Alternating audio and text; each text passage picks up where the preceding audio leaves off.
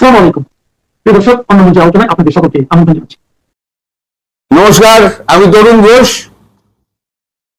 জাহিদুর রহমান তাকে ভারতের প্রবেশের অনুমতি দেওয়া নিয়ে এত টালবাহানায় সে তো ভারত বাংলাদেশে পুরো লঙ্কা কাণ্ড লেগে গেছে।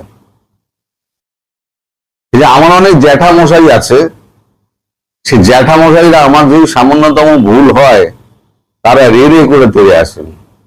আমি কালকে 10টার সময় ভিডিওটা আমি কিন্তু ইউনিভার্সিটি চলে গেছিলাম। আমি বলেই গেছি না, আমি ফার্স্ট টাইম রিপোর্ট যা পেয়েছি আমি তাই বললাম। তারপরেও আমার ওকে লেখা হয়েছে সঠিক তথ্য জেনে পরিবেশন করা উচিত। জ্যাঠা মশাইরা যেটা বলে, আমার জ্যাঠা মশাইরা আমাদের বকাবক করে শুরু করে দিয়েছে। তা আজকে সঠিক তথ্য নিয়ে বসেছি আমি, যে আমাদের জাহিদুর রহমান তিনি কি ধরনের ব্যক্তিত্ব এবং ভারত তাকে কি চোখে দেখে। আমার বক্তব্য নয়, এটা হচ্ছে আমাদের বিদেশ মন্ত্রকের বক্তব্য। তিনি আদ্যপান্ত ভারত বিরোধী বক্তব্য পেশ করে যান।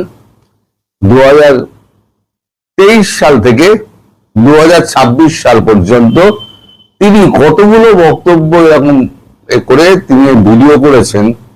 তার ভিডিও তো এখানে তো ব্লক করা আছে ভারতবর্ষের, তার প্রত্যেকটি আমাদের গোয়েন্দা সংস্থার কাছে আছে। এবং শুধু ভিডিও নয়, ওনার সঙ্গে পাকিস্তানি যে সমস্ত আইএসআই এর চর আছে তাদের যে গোপন যোগাযোগ,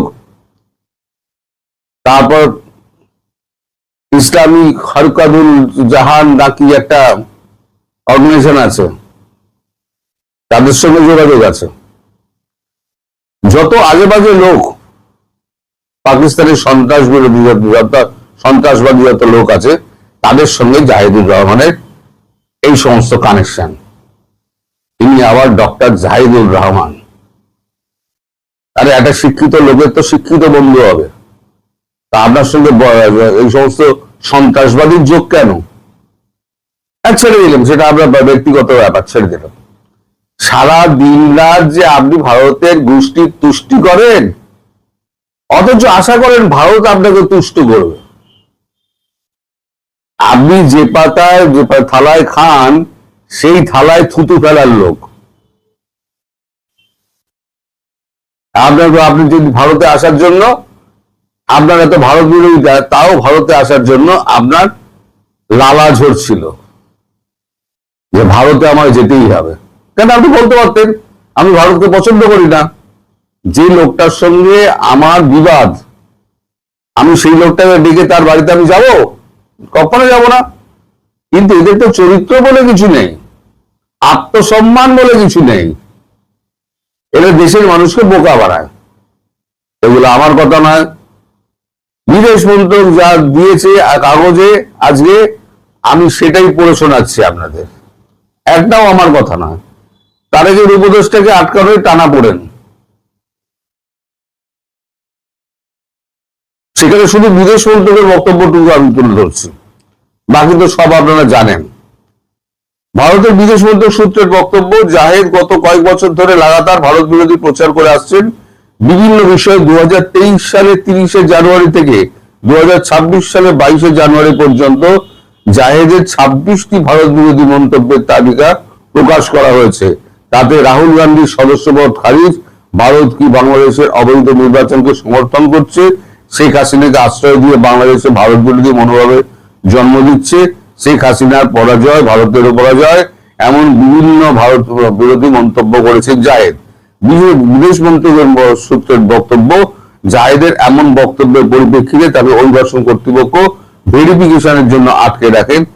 পরে তাকে বিশেষ অনুমতি দিয়ে ভারতে প্রবেশের অনুমতি দেওয়া হয়। তবে ততক্ষণে তিনি সিদ্ধান্ত নিয়েছেন ভারতে প্রবেশ করবেন না, ফিরে যাবেন। আসলে ফিরে কেন গেছেন, উনি এখন বুঝতে পেরেছেন যে আমি যদি এখন ঢুকি তাহলে বেরোবার সময় আমায় আটকে দিতে পারে।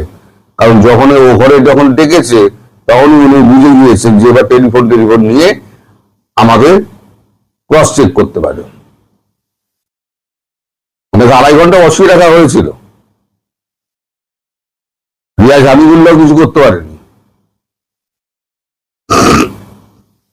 আপনার মতো মানুষের ভারতবর্ষে আসার কি দরকার বসাই? ভারতবর্ষের মানুষ তাদের সঙ্গেই আছে যারা ভারতের সঙ্গে আছে। আর এবার তো আপনি উপদেষ্টা বলে তবু লাস্টে ঢোকার অনুমতি দিয়েছিল, কারণ আপনার তখন তো সবুজ এতে ছিল, নীলে, সবুজ নীল আর রেড, মানে সবুজ নীল আর লাল। আপনারটা নীল তালিকায় ছিল, এবার লাল তালিকায় উঠে গেছে। মানে মশাই ঢেরা পড়ে গেছে, সোজা কথা বলা যায়। এই ঢেরা পড়ে যাওয়াতে আপনার আর ভারতবর্ষে সারা জীবনে আসা হবে না, আপনার এবং আপনার পরিবারের সকলের। যান সিঙ্গাপুর যান, চীন যান, পাকিস্তান যান, ওইসব জায়গায় যান যেখানে আপনাদের পছন্দিদা লোকজন থাকেন, সেখানে আপনারা যান। এখানে আব্বা হুজুর খুঁজতে যাবেন না, আব্বা হুজুরটা এখানে কেউ থাকে না। সুতরাং ভারতে আসার ব্যাপারটা ভুলে যান। আপনারা ওখানে রামের মূর্তিতে জুতো পেটা করবেন, কিন্তু ভারত আশা করবেন ভারত আপনাদের সহযোগিতা করবে। আপনারা নেপাল থেকে বিদ্যুৎ নিয়ে যাবেন, ভারত আপনাকে চাইলেই সহযোগিতা করে দেবে। আর এইটুকু বুদ্ধি নেই, বিদ্যুৎ দপ্তরে একটা লোকের সঙ্গে কথা বলুন না। আমি তো কথা বলে আপনাকে বলছি, আমি জানতাম না। আমাদের 40,000 মেগাওয়াটের আমাদের লাইনটা আছে, বিভিন্ন ট্রান্সফরমারে যাওয়ার জন্য বা গ্রিডে যাওয়ার জন্য বিভিন্ন লাইন থাকে। কোনোটা 60,000 মেগাওয়াট, কোনোটা 40,000 মেগাওয়াট, কোনোটা 70,000 মেগাওয়াট, কোনো 150,000, 35,000 অব্দি আছে, মানে তারের সাইজ অনুযায়ী। তো ওখান থেকে ভারতেরও বিদ্যুৎ আসে, নেপাল থেকে আমরা কিনি, কারণ নেপালকে আমরা সাহায্য করি বিদ্যুৎ উৎপাদনে। আমরা কিন্তু স্বয়ংনির্ভর, তবু নেপালকে আমরা সাহায্য করি, সেই বিদ্যুৎ এদিক ওদিক আমরা বিক্রি করে দিই। কারণ নেপাল থেকে বিদ্যুৎ বিক্রি করা সহজ নয়, ভারত হয়ে যাওয়াটা অনেক সহজ। এত সম্পর্কের ওঠানামা হয়, কিন্তু ভারত কিন্তু কাউকে ডিস্টার্ব করে না। আপনাদেরকে এখনো ডিস্টার্ব করেনি, এবার করবে, এবার করবে। সেগুলো হবে আপনাদের জন্য। এখন 40,000 মেগাওয়াটের লাইন দিয়ে যে 60,000 মেগাওয়াটের বিদ্যুৎ যাবে না, সেই বুদ্ধিটা যে কজন বাংলাদেশের কজনের আছে, সেগুলোও তো আমার যথেষ্ট সন্দেহ রয়েছে। এটা তো বিন্দুমাত্র খোঁজ খবর নেয় না যে প্রত্যেকটা জিনিসের একটা মাপ থাকে, এই মাপের ওপরে দেওয়া যাবে না। এইখানে গ্রিডটাকে অফ করে দিল, বাংলাদেশের গ্রিডটাকে অন করে দিল, 40,000 দিয়ে দিল। যখন 40,000 কমপ্লিট হয়ে গেল, তখন বাংলাদেশের গ্রিড অফ করে দিল, ভারতের গ্রিডটা অন করে দিল। এই তো হচ্ছে সিম্পল ব্যাপার। ভারত ইচ্ছে করে দিল না। আরে ব্যাপারটা জানুন আপনারা, আধা জেনে আপনারা এমন তুলকালাম শুরু করে দেবেন না। সবসময় আপনি ভারত বিরোধীটা গন্ধ পেলেই হলো, সে রামের জুতো পেটা করো রামকে, আর ভারত বিদ্যুৎ দিল না তাও করো। শেখ হাসিনা কেন রেখেছে, শেখ হাসিনা কেন রেখেছে তাও করো। আপনার দেশের নির্বাচনে ভারত নাক গলায় সেটা করো। আপনার সবেতেই হচ্ছে ভারতের পেছনে একটা ধুঁয়ো মানলেই হলো, ভারত বিরোধিতা। আর অতই যদি বিরোধিতার দম হয়, আপনারা বলুন না যে আমরা ভারত থেকে মাল নেবো না, বলুন, বলুন ভারত থেকে আমরা একটা দানা চিনি নেবো না, চাল নেবো না, ডাল নেবো না, তেল নেবো না, কিছু নেবো না। আছে দম, দম আছে। আপনারা ভারত বিরোধিতা করেন, কিসের ভিত্তিতে ভারত বিরোধিতা করেন? কিসের ভিত্তিতে সমান অধিকার চান? চোখে চোখ রেখে কথা বলবেন। আপনার হাইট 3 ফুট, ভারতের হাইট হচ্ছে 7 ফুট। আমি যদি এখন 5 ফুট 6 ইঞ্চি, আমি যদি এখন খালির সঙ্গে আমি যদি কথা বলতে চাই, তাহলে তো আমার টুলের ওপর দাঁড়িয়ে কথা বলতে হবে। আপনাদের টুলের ওপর দাঁড়িয়ে কথা বলতে হবে। খাইয়ে পরিয়ে বাঁচিয়ে রেখে দিয়েছে ভারত। যেদিকে দানা পানি বন্ধ করে দেবে না, সময় হয়ে আসছে, দানা পানি বন্ধ করে দেবে। আর যখন কারেন্ট অফ করে দেবে, তখন ওই ইউটিউবও উড়ে যাবে, কারণ তেলও পাবেন না ভারতের সাহায্য ছাড়া। ভারত বিদ্বেষী, ভারতে আসার জন্য জি ব্যারোরা এত বড় লম্বা হয়ে রয়েছে, ভারত বিদ্বেষী। আর আপনারাও দর্শক জেনে শুনে আপনারা সমস্ত কিছু করুন, মানে বিচার বিবেচনা করে ভারতের বিরুদ্ধে বলুন। আপনারা যেগুলো করছেন, আমরা কোনো মসজিদে গিয়ে আমরা চটি সরি, কোন গির্জায় গিয়ে আমরা অসম্মান করি? কি বলবেন? আমরা যখন করি না তখন বলবেন যে ভারতবর্ষ কিন্তু তা নয়। ভারতবর্ষ সংস্কৃতি আছে, ভারতবর্ষের শিক্ষা আছে, যেটা আপনাদের মধ্যে নেই। যা কথা বাড়িয়ে লাভ নেই। আপনারা সবাই ভালো থাকবেন, সুস্থ থাকবেন, সাবধানে থাকবেন। নমস্কার। আসসালামু আলাইকুম রহমতুল্লাহি ওয়া বারাকাতুহু। সম্মানিত দর্শক, আজকে যে বিষয়টি নিয়ে আলোচনা করব, এটি ইংরেজিতে এটিকে বলা হয় odd, O double D, odd, যার অর্থ বিব্রতকর, অসামঞ্জস্যকর, ক্ষেত্র বিশেষে অপ্রাসঙ্গিক, দেখতে অন্য সবার মতো নয়। আমরা বলি না অড, মানে একটা ভেড়ার পাল আছে, কিন্তু ভেড়ার পালের মধ্যে একটা হঠাৎ করে একটা গাধা দাঁড়িয়ে গেল, তো সেই ক্ষেত্রে গাধাটি হলো অড। এটি গরুর পাল আছে, বিশাল একটা গরুর পাল আছে, তার মধ্যে একটা ছাগল, ছাগলটি হলো অড। এটা মানুষ আছে, এটা বিরাট মানুষের সমারোহ আছে, তার মধ্যে হঠাৎ করে একটা গোকরা সাপ এসে গেল, অড। এরকম যে তারেক রহমান সাহেব, যিনি বর্তমান প্রধানমন্ত্রী, দেশের একটা সবচেয়ে বড় দল, এখন যেহেতু ক্ষমতায় যারা থাকে তারাই বড় দল, তো সেই বড় দলের যিনি প্রধান ব্যক্তি, সভাপতি, চেয়ারম্যান, এখন তিনি কি নেতা হতে পারবেন বা নেতা হয়েছেন, এ ধরনের প্রশ্ন করাটাই তো একটা নির্বুদ্ধিতা, এটা বোকা। তাহলে আমি এই নির্বোধের মতো, বোকার মতো একটা বিষয় নিয়ে কেন আলোচনা করছি, সেটা আপনাদের যদি ধৈর্য থাকে, শুনতে ইচ্ছা করে, আপনারা শুনতে পারেন। আর যাদের শুনতে ইচ্ছা না করে, তারা দু চারটি গালি দিয়ে চলে যেতে পারেন। প্রথমত হলো যে নেতা যিনি হবেন, দ্য লিডার, তাকে নেতা হিসাবে জন্মগ্রহণ করতে হয়। অর্থাৎ তিনি যখন জন্মগ্রহণ করেন, তার বডি, তার চাহনি, তার মানে ফিজিক্স, দৈহিক গঠন, তার রসায়ন, সব কিছুর মধ্যেই নেতৃত্বের একটা গুণাবলী, একটা আউটলুক চলে আসে। তিনি যে খুব বড় লম্বা হবেন, নট লাইক দ্যাট। তিনি যে খুব সুন্দর হবেন, নট লাইক দ্যাট।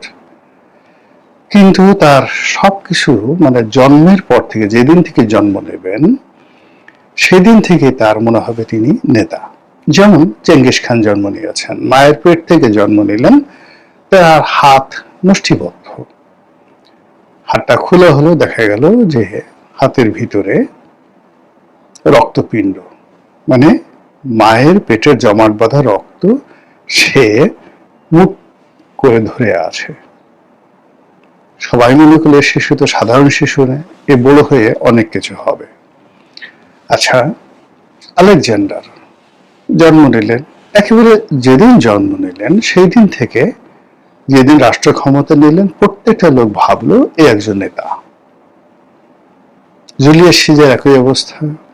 আপনি মাদুরো, অর্থাৎ নেলসন ম্যান্ডেলা, যার ডাক নাম মাদুরো, না ঠিক মাদুরো নয়, সরি, মাদিবা, মাদিবা, তার ডাক নাম হলো মাদিবা।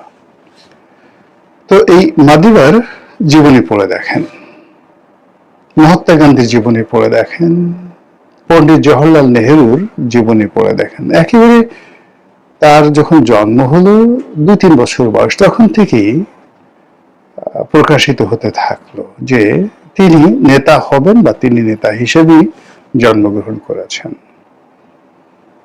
বাংলাদেশে বঙ্গবন্ধুর কথা চিন্তা করেন, ইভেন জিয়াউর রহমানের কথা চিন্তা করেন, এই দুজন লোক মানে তারা শৈশব থেকেই ক্যাপ্টেন ছিলেন, ক্লাসের ক্যাপ্টেন ছিলেন, ভালো ছাত্র ছিলেন বা মন্দ ছাত্র ছিলেন, ফুটবল মাঠে মারামারির নেতৃত্ব দিতেন, নিজের ঘরের খাবার না খেয়ে সেই অন্য মানুষের ঘরের যে খাবার আছে সেই খাবার পৌঁছানোর জন্য নিজে না খেয়ে আছেন, অন্যকে খাওয়াতেন আমাদের দেশে।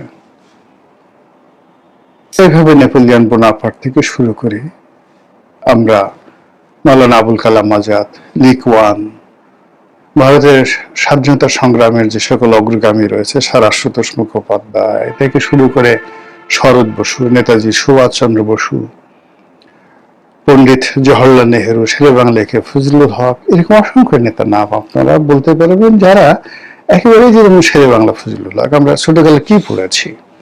তিনি তার বাড়ির পাশে যে নদীটি, সেই নদীটি ছাত্রে পার হতেন, কুমির ভরা ছিল। তিনি বই কেনার পরে 2-3 দিন পরে বইগুলো ছিঁড়ে ফেলে দিয়েছিলেন। বাবা জিজ্ঞেস করলো কেন ছিঁড়ে ফেলেছিল, বলে যে ওগুলো মুখস্থ হয়ে গেছে। আর এক সেট বই আনা হলো, তো তিনি বলে দিলেন এই মাথা থেকে ওই মাথা পর্যন্ত মুখস্থ বলে দিলেন। এগুলো তো সত্য কথা।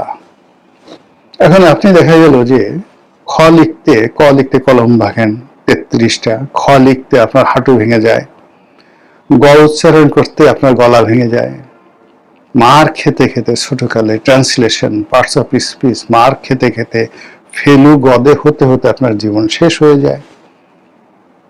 তো হঠাৎ করে আমরা আপনাকে বললাম যে oh my God, you are a big দার্শনিক ফিলোসফার, আপনার মতো কোনো জ্ঞানই নাই, আপনি যে লেখাপড়া করেননি। একটাই তো জ্ঞানের একটা প্রধান লক্ষণ। আপনি যদি আজ জ্ঞান অর্জন করতেন, লেখাপড়া করতেন, তাহলে কেউ না কেউ আপনাকে বলতে পারতো যে আমি তার শিক্ষক, আমি তাকে শিখিয়েছি। যেহেতু আপনি লেখাপড়া করেননি, এই জন্য স্বয়ং আল্লাহ হলেন আপনার শিক্ষক। কাজী হে নেতা, আপনাকে সালাম। এই ঘটনা কি আমাদের পৃথিবীতে ঘটে না? অহরহ ঘটে। তো এই যে নেতৃত্ব জন্মগ্রহণ করে, জন্মের পর থেকে সে ধীরে ধীরে যেখানে যে অবস্থায় থাকুক না কেন, সে অবস্থায় তিনি তার নেতৃত্বের প্রমাণ দেন শৈশব থেকে একেবারে জীবন পর্যন্ত। নেতার যে গুণাবলী, তিনি 1% নিজেকে নিয়ে চিন্তা করেন, 90% মানে 99% পৃথিবী নিয়ে, অন্য মানুষ নিয়ে, দেশ জাতি নিয়ে চিন্তা করেন। তিনি উপার্জন করেন, নিজে খান 1%, 99% অন্য মানুষকে খাওয়ান।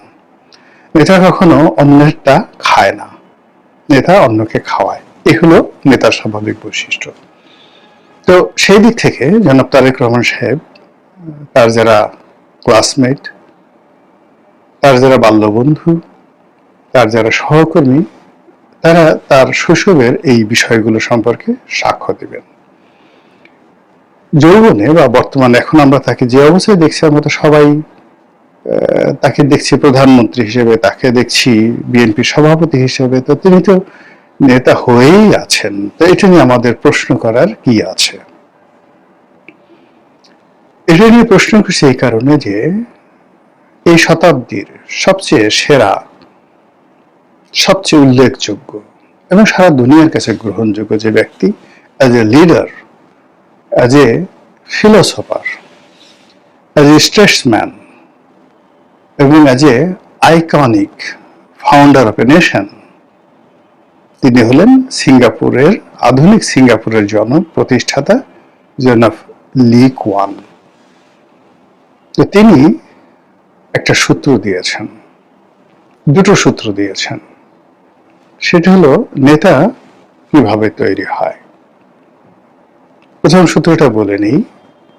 তিনি যেটি বলেছেন যে আমাদের এই সমাজে, এই দুনিয়াতে যত মানুষ জন্ম নেয়, 99% মানুষ জন্ম নেয় as a simple man, just like potato, তরি তরকারির মতো। এদের জন্ম হয় শুধু মরে যাওয়ার জন্য, এরা বেঁচে থাকে শুধু খাওয়ার জন্য, আর এরা চিন্তা করে কেবলমাত্র নিজের জন্য।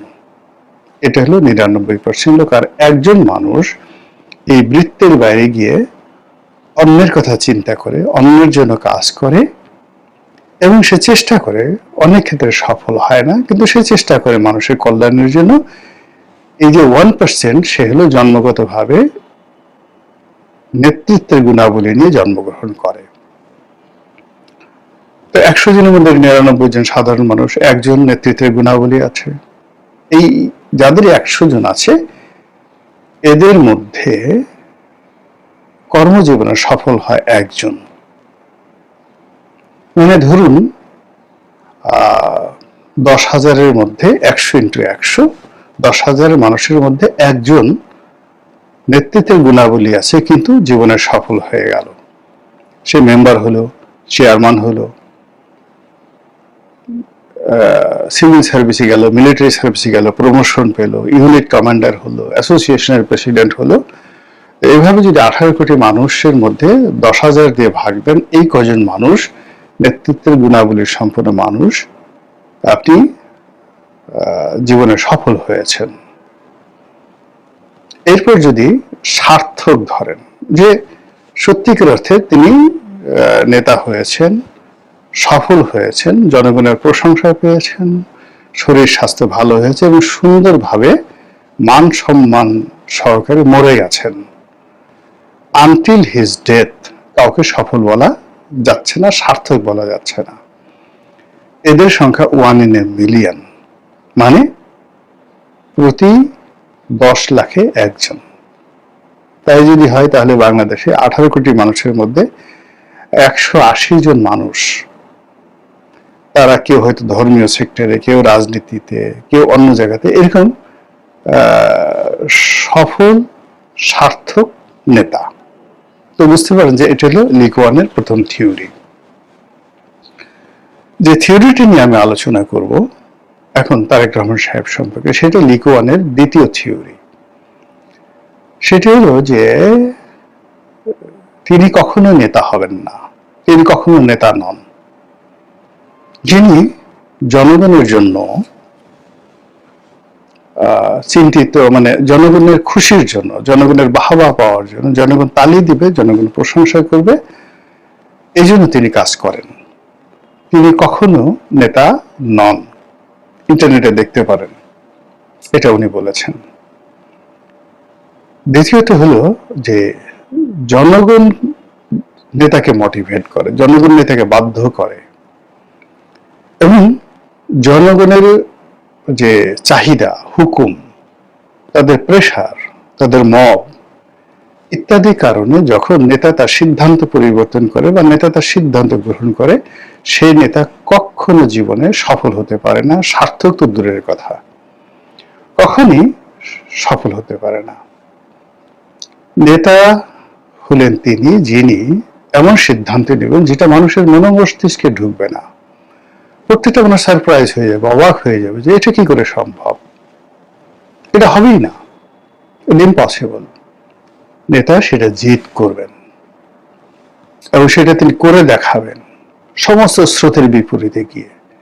1 বছর পরে, 1.5 বছর পর, 2 বছর পরে নেতা বুঝবে যে, মানে জনগণ বুঝবে যে নেতা সঠিক, আমরাই মানে যেটা বুঝতে পারিনি। এর অর্থ যে নেতা বেশিরভাগ ক্ষেত্রে যে সিদ্ধান্তগুলো নেয়, এগুলো সাধারণ মানুষের দৃষ্টিতে অবাস্তব, সাধারণ মানুষের দৃষ্টিতে অসম্ভব এবং সাধারণ মানুষের কাছে অজনপ্রিয়। কেউ তালি বাজাবে না। নেতা সেই স্রোতের বিরুদ্ধে গিয়ে তিনি সেই সিদ্ধান্ত নিয়ে সফল হবেন প্রথমে, এরপর জনগণ তাকে স্মরণ করবে, সার্থক হবে। আজ যদি আপনি লিকোয়ানের কথা চিন্তা করেন, আজ যদি আপনি নরেন্দ্র মোদীর কথা চিন্তা করেন, আজ যদি আপনি মাহাথির মোহাম্মদের কথা চিন্তা করেন, মালয়েশিয়ার আধুনিক মালয়েশিয়ার জনক, ইভেন দেং জিয়াওপিং চীনের, এবং বর্তমান যে শি জিনপিং তিনি, এবং আপনি যদি রাশিয়ার প্রেসিডেন্ট পুতিনের কথা চিন্তা করেন, এবং এই যে আয়াতুল্লাহ আলী খামেনি যিনি মারা গেলেন, ইরানের ধর্মীয় নেতা, তাদের প্রতিটি সিদ্ধান্ত ছিল আপাত দৃষ্টিতে জনবিরুদ্ধ। কেউ কেউ বলছেন এটা দেশদ্রোহী, কেউ কেউ বলেছেন এরা কাফের, কেউ কেউ বলেছেন যে এরা মুনাফেক, কেউ কেউ বলছেন এরা দেশটাকে শেষ করে দিয়েছে। কিন্তু প্রায় প্রতিটি মানুষ জীবন সাহানি এসে মানুষের সার্থকতা লাভ করেছে, এবং এই কথাটাই লি কুয়ান বলার চেষ্টা করেছেন।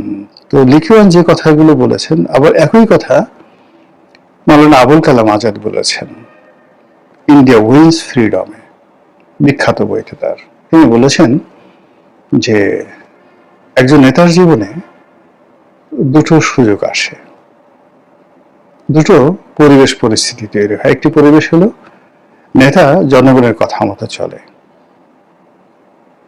আর জনগণের কথার মতো যখন নেতা চলে তখন সেই রাষ্ট্রে সেই রাজ্যে কখনো উন্নয়ন হয় না এবং কল্যাণ আসে না।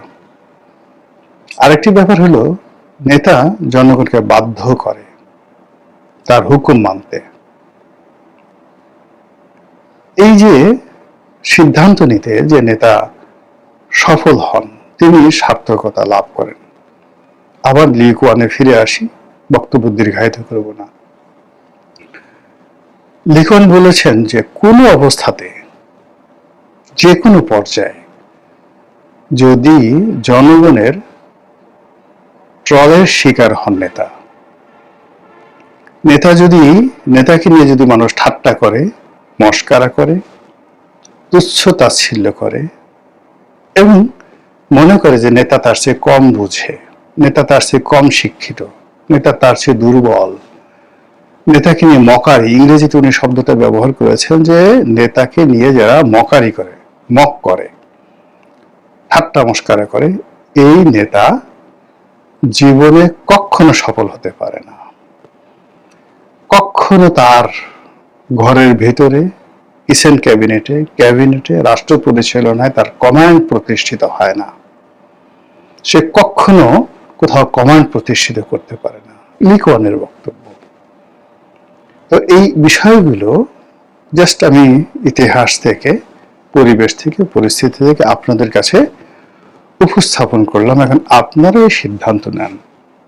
বর্তমান প্রধানমন্ত্রী জনাব তারেক রহমান সাহেব, তার মধ্যে নেতৃত্বের যে গুণাবলীগুলো কোন পর্যায়ে আছে, তিনি কতটা সফল হবেন বা তিনি কতটা সফলতার সঙ্গে দেশ চালাচ্ছেন, আগামী দিনে আমাদের এই দেশ জাতি তার নেতৃত্বে কোন মাকামে গিয়ে বা কোন গন্তব্য গিয়ে পৌঁছবে, আশা করি আপনারা বুঝতে পেরেছেন। আসসালামু আলাইকুম ওয়া রাহমাতুল্লাহি ওয়া বারাকাতুহু।